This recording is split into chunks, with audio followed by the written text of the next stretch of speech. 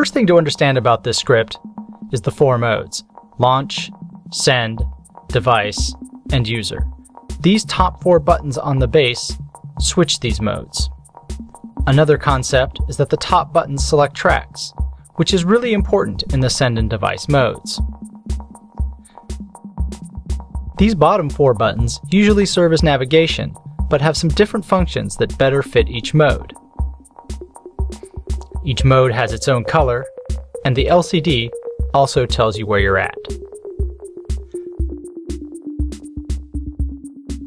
Launch mode is for playing clips and navigating your session view. The bass grid is used to trigger clips, and the sliders are for volume.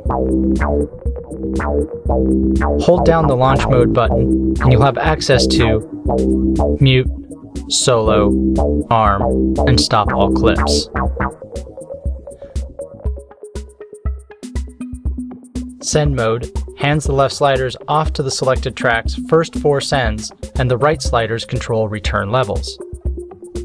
If you like to mix effects on sends and returns, this is your mode.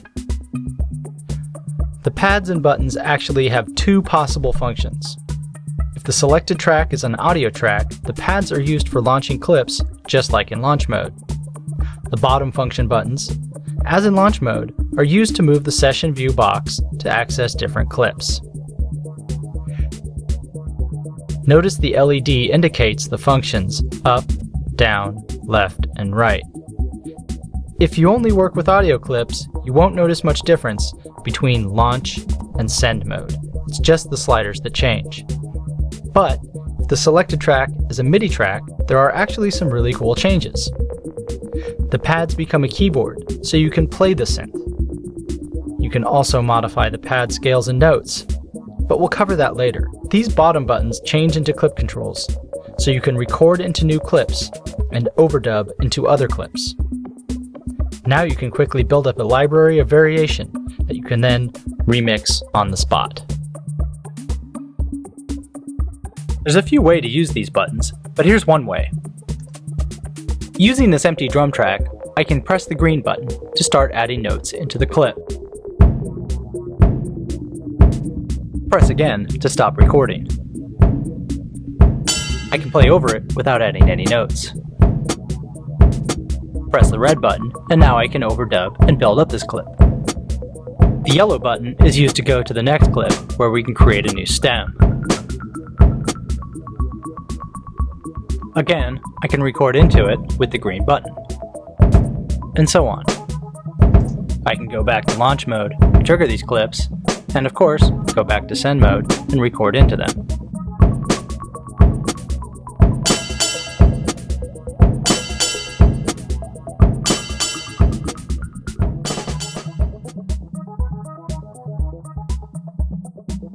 Device mode is next, and it's similar to sends mode, but the sliders now control device parameters for the current track. If you have macros assigned, it couldn't be simpler. The 8 sliders control the 8 macros. For some, this is a great place to stop, but if you want to go deeper, you can use the bottom 2 buttons to navigate to different devices, and the sliders map according to Live's device banks. Live lets you know what you're controlling in this yellow info box. Use these 2 device bank buttons to latch the sliders to additional parameters in a larger device. It gets even deeper. If you are working with a chain of devices, such as you'll find in a drum rack, you might want to control the macros or get to the chains. Hold down the device button as a shift, and you can navigate to another device in the chain or jump up to the macros and control those.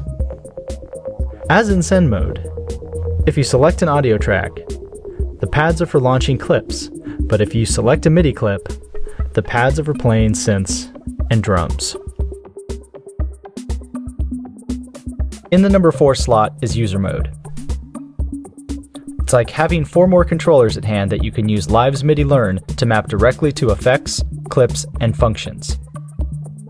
A lot of people who don't use scripts like the certainty of MIDI Learn, so they can use this mode as their focal point, but dabble in using some of the other modes to get some of the power of dynamic maps.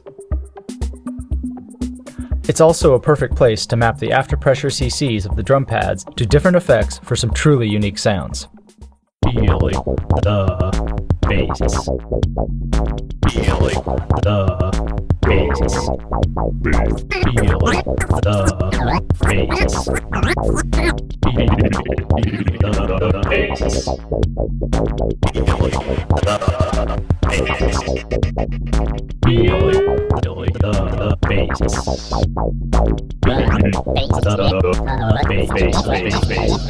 Feeling the bass.